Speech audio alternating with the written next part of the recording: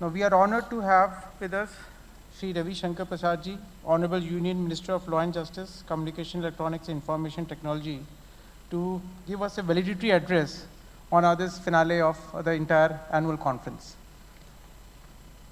Welcome, sir. Mr. P.P. Bhatt, Chairman of the ITAT, Vice Chairman, members, my distinguished Secretary Law, Anup Mendiratta, my very good friend, eminent lawyer of India, former Attorney General, Mr. Rohatgi, Mr. Patel, ladies and gentlemen. At the very outset, I must say sorry to all of you because I am not physically present. I have visited Kevadia once and it has struck me so impressively. I would wish to spend a week there if I get the time. Because I had to be in Patna yesterday. The centenary celebrations building was to be inaugurated. Honorable the CBI Justice Bobde was there, 3/4 Supreme Court judges were there. Many other retired judges were there. It was an important function. And since Patna High Court is my parent High Court and Patna Lok Sabha is my Lok Sabha constituency, I had to be there. But it's a pleasure talking to all of you.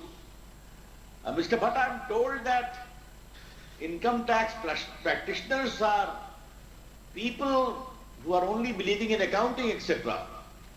But it's a pleasure to see from Iqbal to Julius Caesar all being quoted and Mukul Rohatgi having a fun on himself too. I'm very happy. This trend must go on. When I used to practice in Patna, I did not practice income tax at all. When I shifted to Supreme Court, in many cases I was engaged as a senior. And I must say, Mr. Bhatt, I started enjoying tax law. It is not that drab as we thought it to be. Today I wish to compliment on the 80th year of your very prolific existence. You are rightly called the mother of all tribunals and you have earned great respect. Your judgments on facts are almost final. And that's a matter of great appreciation. Keep this tradition unabated. But we are meeting during very challenging times. The pandemic is yet to be finally over. Is it knocking again? Is a question we have to ask. But today I would like to highlight something different when I'm addressing all of you in Kevadia. And Mukul, you must visit Kevadia at the earliest. Why it is important? The vision of the Prime Minister, if there is a commitment, they can deliver a world-class facility. The statue of Sardar Patel is not the tallest in the country, or the world, I'm sorry. But the facility at Kevadia will emerge as one of the biggest global tourist destinations and also a conference facility which has emerged there. Very proud of that. I always foresee Kevadia and the coming religious tourist complex at Ayodhya after Ram Janmabhoomi is constructed as two beacons of international importance in the coming few years. And there I'm very proud to see how Indian architects, Indian entrepreneurship and the vision can deliver results. During these COVID challenging times, let me share something with you in my responsibility as the Law Minister and also as the IT Minister. On the lighter vein, Mr. Bhatt, in the COVID, there was no rail, there was no plane, and there was no highway movement. And the country has to keep going. And all my three departments, the communication, the telephone, the mobile, the internet, the IT, and the postal department work together to ensure that connectivity is not interrupted. You know, India has a big IT profile, global outsourcing. They came to us, how will we work? They go, what do you want? We want work from home. And we completely liberalized the regime. And 85% of India's IT initiative continued unabated. And our Prime Minister is a man of great vision. He said, Ravi अब इस work from home को work from anywhere कर दो. And we change that rule also. Today IT professionals can work from anywhere. Even if they visit Kevadia with their family, they can continue to work there. That is the legal flexibility we have provided. But I'm very proud of India's judiciary and ITAT also. How will the justice delivery system go? Will it become interrupted because of COVID? Then the IT ecosystem, the virtual hearing of court has really come in of great help. And I would just wish to tell you certain numbers, and those numbers are very, very important, that Supreme Court heard 2,353 cases virtually. High Courts 24,55,139, and subordinate courts 51,83,021. 76 lakh cases were heard in India digitally or to video conference. And the number of ITAT which were heard digitally, we have already been conveyed by all of you. But to distinguish members of the ITAT, including the chairman, I want to share something very interesting.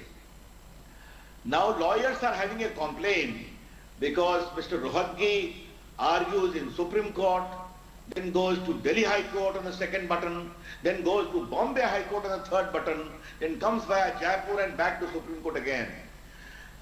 Some of good lawyer friends are arguing from London, going to Jaipur, coming to... I always say technology facilitates, let's enjoy that. Mukul, I must flag you one concern of my district court friends.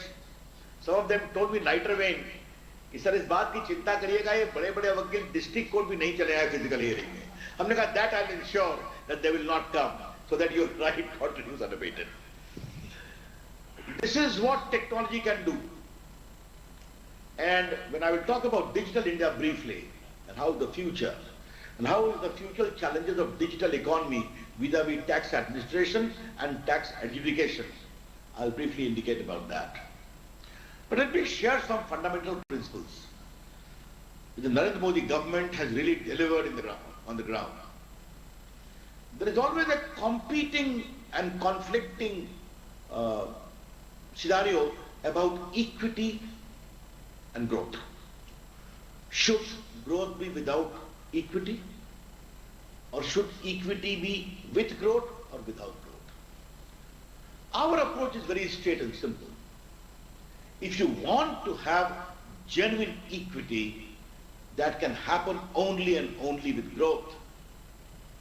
And let me put it very simply. अगर रोटी 10 होगी तो बांटने में परेशानी होगी.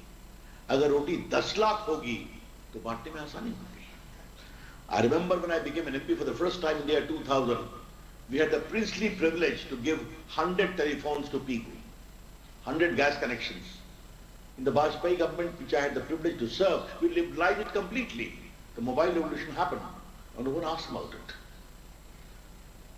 This you must understand, the government must, the favorable business scenario, a transparent ecosystem, and people must be encouraged to honestly do business, pay taxes, so that from those taxes, the government can take care of the poor, the underprivileged.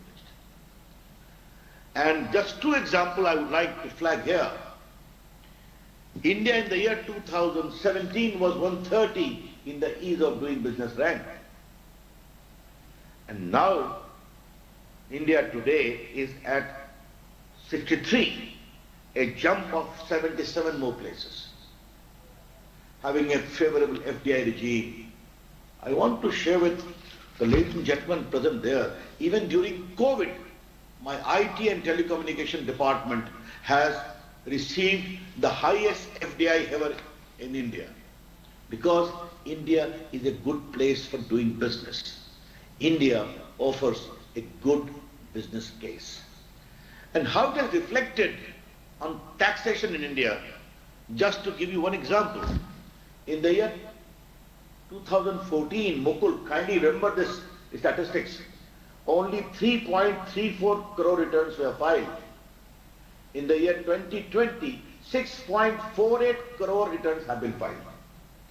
So when there is a transparent political leadership, a transparent policy initiative, pro-business scenario, then, and if the leader is popular like Narendra Modi, people of India respond that the number of tax returns has almost doubled.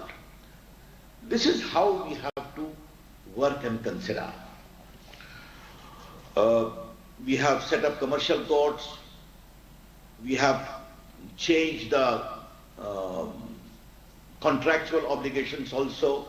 Now, special performance of act, performance is the main criteria, not damages as used to be the case earlier. I see IT performance in that larger narrative of having a hassle-free adjudication mechanism. And if that adjudication mechanism is there, I'm quite sure the narrative we are seeking to build will always be more and more accelerated. Now let me flag to you some of the challenges which I foresee. We are living in the age of technology. Technology is power. What is digital India, Mr. Bhatt? Let all your members know, when the Prime Minister was contesting for elections in 2014, he coined a slogan, if I am elected as the Prime Minister, I would like to create an India where IT plus IT is equal to IT. It doesn't mean IT income tax, Mr. Bhatt.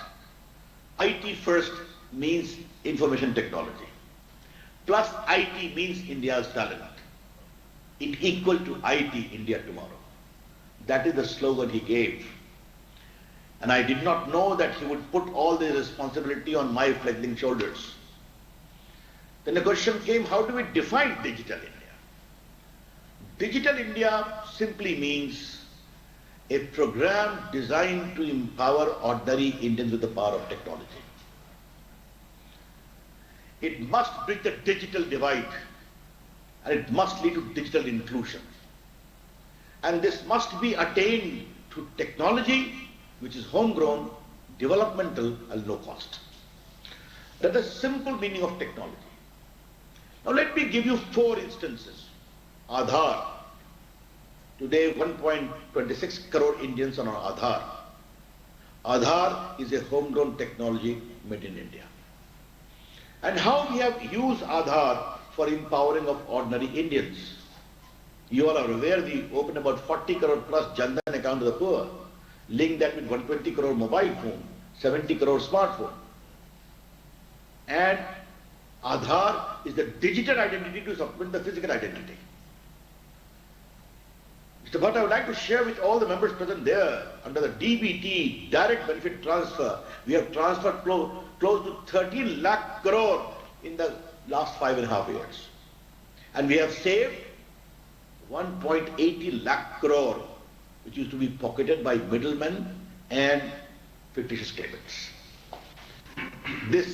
Its power we have seen also in the COVID as to how close to almost 80,000 crore were transferred to the bank of the poor. We transfer nearly 1.1 lakh crore to farmers of India directly in their bank account. You have seen Ayushman Bharat. We give 5 lakh to the poor people. Any hospital in India, if you are registered, Ayushman Bharat is again made in India.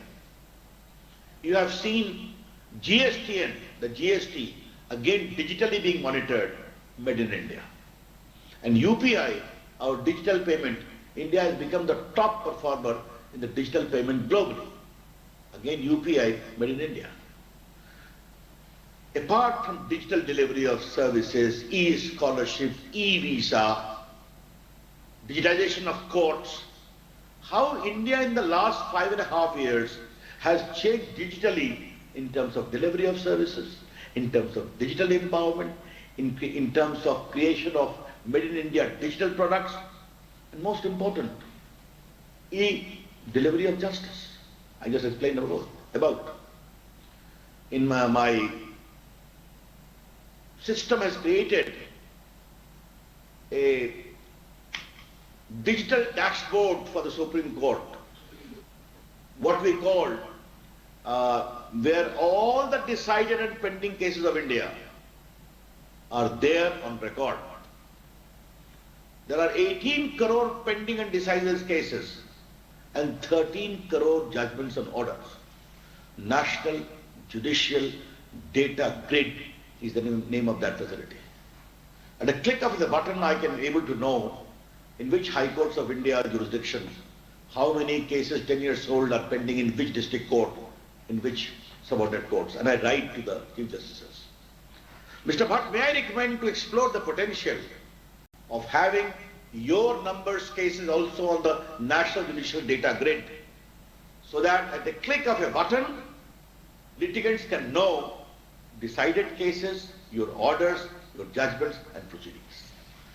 This is how, when you digitize with a motive and with a commitment, you are able to deliver results.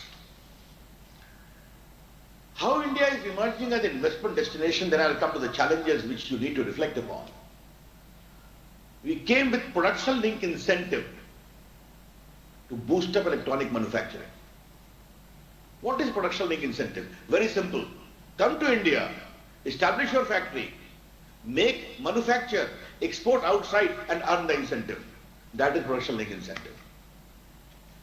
In the field of mobile manufacturing, we decided to launch this scheme in April 2020, the height of COVID. 31st July was the last date to file the response to it. And all the top global companies have come to India. They have collectively committed to make mobile phone component worth 10 lakh crore in the coming 5 years, giving jobs to nearly 8 lakh direct and indirect. 7 lakh crore will be the export only. These are the potential which happening in India at the height of COVID. And I wish to share with you, I cannot say it publicly, all the top companies, be it Apple, be it Samsung, with their contract manufacturers have come to India. And during COVID, Mr. Bhatt, I'm happy to tell you, the diplomatic restraint conveys me not to say it publicly, but here I can share with you. I got 14 factories transferred from China to India during COVID of mobile and accessories. That's the potential of India which is happening. I foresee India emerging as a big destination. But while we are happy about it, there will be challenges. As some of them Mukul Rohatgi pointed out, these global companies have a tendency to outsource things, to manage their tax administration in a manner that the liability gets lessened and lessened. And where there are main operations are there, they shift their tax liability to tax havens. Those challenges we will have to address. I am pursuing digital economy in a very, very big way. And I have not the slightest doubt, ladies and gentlemen, the Prime Minister's vision of $5 trillion digital economy, national economy, will be contributed 1 trillion only by the digital economy, electronic manufacture, telecommunication, artificial intelligence, innovation. You know, startup movement we have encouraged in a big way. And during COVID, 20 young boys have made their startups globally competitive. That means their transactions have become unicorn, $1 billion transaction. This new aspect of innovative spirit of India, I thought I need to share, because it will lead to taxing liabilities as well. It will lead to new ideas, innovative thinking in the tax administration as well. Mr. Rohatgi raised a very, very fundamental point. Conventional tax litigation and the emerging challenges, opportunity of the new tax horizon which is opening before us in a very, very big way. When you have completed 80 years of glorious existence, then I would think very seriously there is a need also to reflect, innovate, and also imbibe the extraordinary resolution mechanism which awaits you in the future, so that your tribunal continues to maintain the glorious record of the last 80 years, and most important, changing with times. Data protection law is going to be finalized very soon, Mr. Bhatt, before the select committee.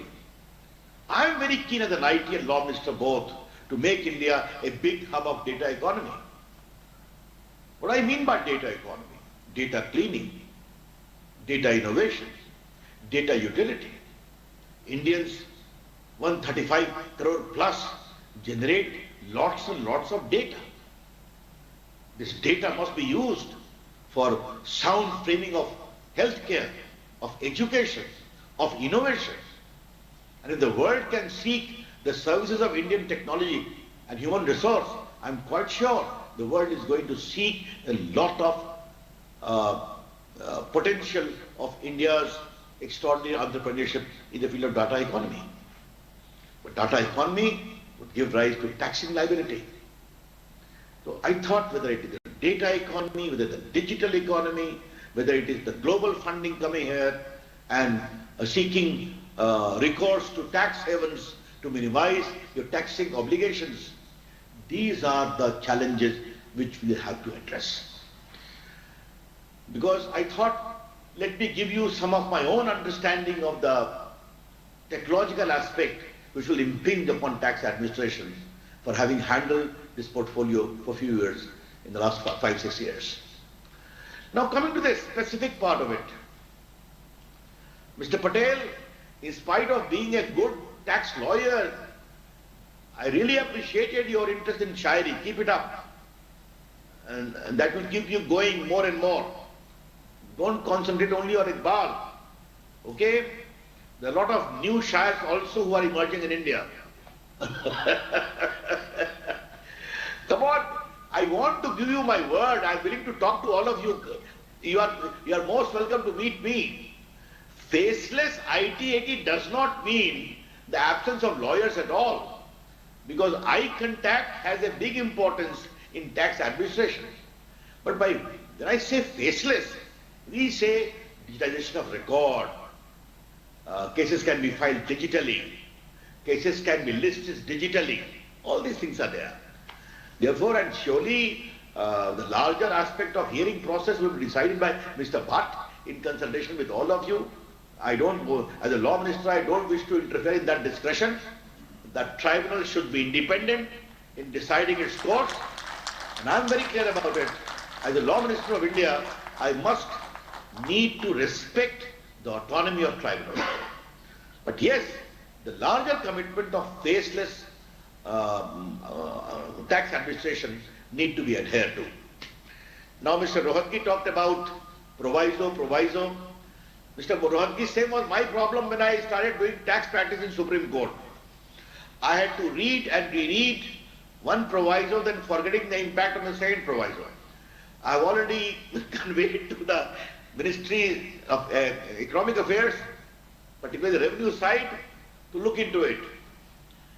In fact, I can interestingly share, Mr. Bhatt, my own experience. When I was Minister of Law in Vajpayee government, one day law drafted by my drafting team came before me. It had 11 provisos.